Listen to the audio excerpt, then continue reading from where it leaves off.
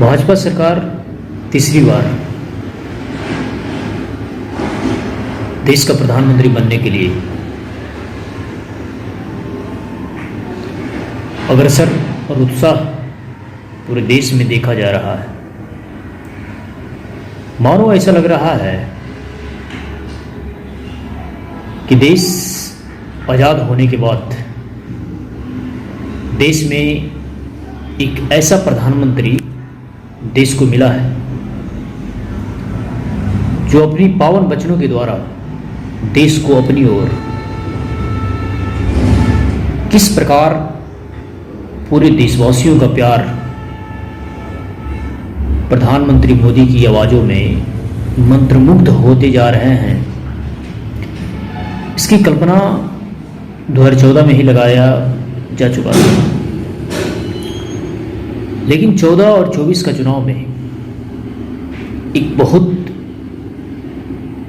बड़ी बदलाव देखा जा सकता है। वो बदलाव है कि जिस समय 2014 में प्रधानमंत्री मोदी का नारा था हर हर मोदी और घर घर मोदी, शायद आपको याद होगा, उस समय देश के तमाम युवा शक्ति और देश का तमाम बुजुर्ग महिला, किसान भाई, बेरोजगार युवा, हर ओर एक ही नारा था हर हर मोदी और घर घर मोदी। उस समय जब देश का प्रधानमंत्री पहली बार दिल्ली की गद्दी पर बैठे और उनके कार्यकाल को 10 साल तक देश ने दिल थाम कर और बहुत ही शांतिपूर्वक जिस प्रकार देश को चलाया है, वैसा प्रधानमंत्री आज तक इतिहास के पन्नों में कभी देखा नहीं गया। एक चीज और है, जब 2024 का चुनाव चल रहा है तो कुछ लोग प्रधानमंत्री मोदी को उनकी पर्सनल दुश्मनी को लेकर कुछ टिप्पणियां हमेशा करते आ रहे हैं। उसमें कुछ लोग देखा जा सकता है कि जैसे लग रहा है कि उनके घर का बगल वाला पड़ोसी देश का प्रधानमंत्री बन रहा है और उसके पेट में खुजली हो रहा है।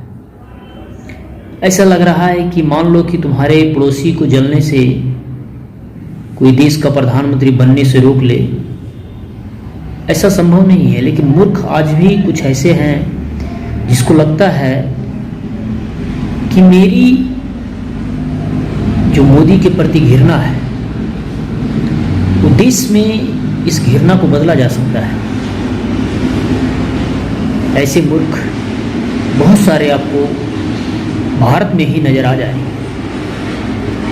मानो ऐसा लगता है कि उसको देश का प्रधानमंत्री से कोई पर्सनल दुश्मनी है। ऐसा लगता है कि मानो श्री प्रधानमंत्री नरेंद्र मोदी ने उसके घर से 2 केजी चावल, आटा और कोई अन्य सामग्री चुरा करके भाग गया हो। कुछ तो ऐसे ही उनके पीछे लगे हुए हैं। और दूसरी बात यह है कि जब देश का प्रधानमंत्री का जनसैलाब पूरे देश में देखा जा रहा है, देश का प्रत्येक कोने में जा जाकर जिस प्रकार बीजेपी अपना प्रचार कर रही है, जिस प्रकार बीजेपी अपना प्रचार कर रही है, मानो देश में फिर से वही जन सैलाब जो वर्षों पहले देखा गया था, वो आज हिंदू राष्ट्र और हिंदू युवा वाहिनी जो देश का युवा है, वो देश को इस प्रकार से समझ गया है, मानो ऐसा लग रहा है कि भारत में सिर्फ और सिर्फ हिंदू राष्ट्र और हिंदुत्ववादी और हिंदुत्ववादी जिसे कहते हैं हम लोग, वो आज साफ साफ देखा जा सकता है। तो मेरा मानना है कि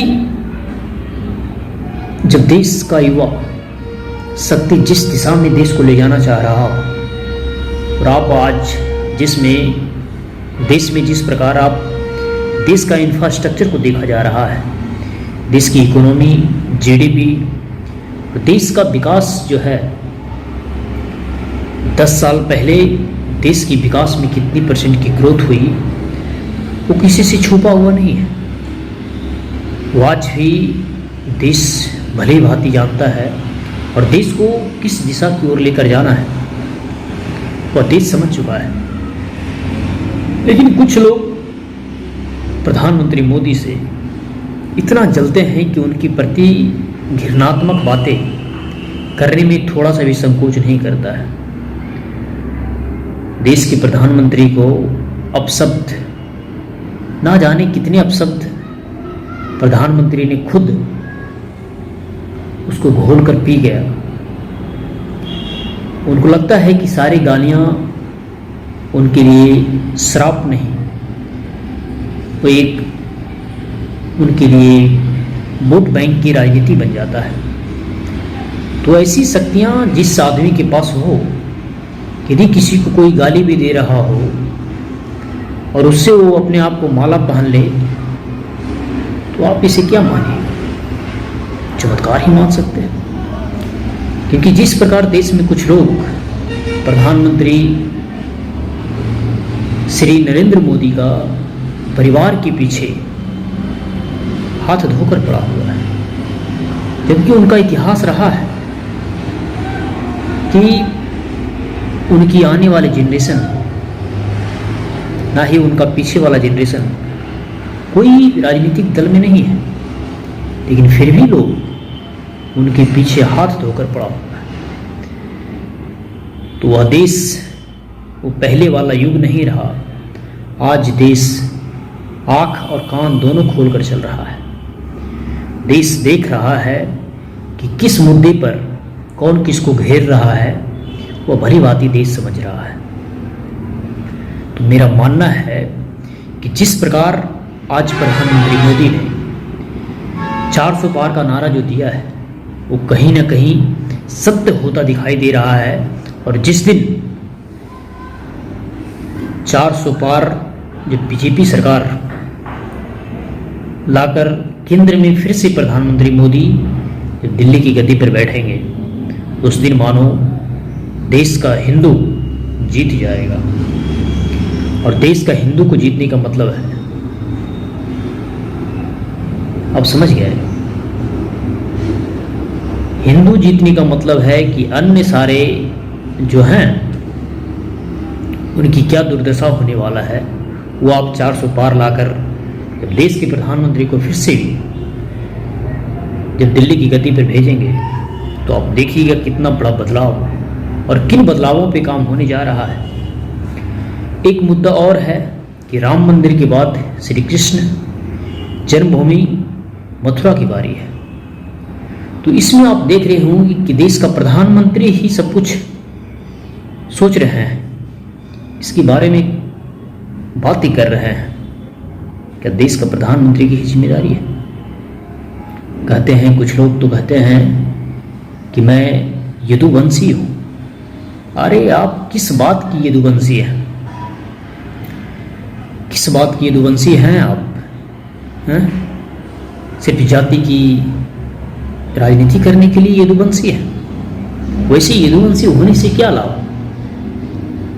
जो देश का प्रधानमंत्री जब बोल रहा हो कि जब मथुरा की बारी है, तो उसके सपोर्ट में नहीं उतरना है, उसी आदमी को पीछे खींचना है और उसकी राजनीति को तबाह करने के लिए तुम क्या क्या नाटकबाजी किया और तुम्हारे पूर्वजों ने क्या क्या किया, इसको लोग भली भांति जानते हैं। देश भली भांति ये भी जान चुका है कि जाति की राजनीति कुछ दिनों के लिए सत्य हो सकता है, लेकिन अब देश का प्रधानमंत्री इस जनसैलाब को राम मंदिर के बाद जब हमारे श्री कृष्ण का भव्य मंदिर जब बनेगा, तो देश का उत्साह फिर से यदुवंशियों का राज, फिर से हमारे वही राज आने वाले हैं, जहाँ हर घर में बांसुरी बजेगा, जहाँ हर घर में कृष्ण कन्हैया लाल होंगे। उस समय यही समय है और सही समय है कि हम लोग देश का प्रधानमंत्री को यदुवंशी बनकर, जादव बनकर देश के प्रधानमंत्री को सपोर्ट करें और उन्हें पुनः देश की गद्दी पर बैठाकर पुनः हमें उन कार्यों में लगाना है। वो जिस कार्य के लिए पृथ्वी पर आए हैं और हम लोग उनको सपोर्ट करने के लिए तो है ही है। सिर्फ हमारी एक वोट से जब हमारी पुरानी वैभव लौट सकती है तो हम और आप क्यों पीछे रहेंगे। तो आप समझ ही गए होंगे कि देश और देश का प्रधानमंत्री जब 400 पार का नारा देते हैं तो कितने बड़े बड़े परिवर्तन हमारे देश को देखने को मिल सकता है, इसको आप भली भांति समझ चुके होंगे।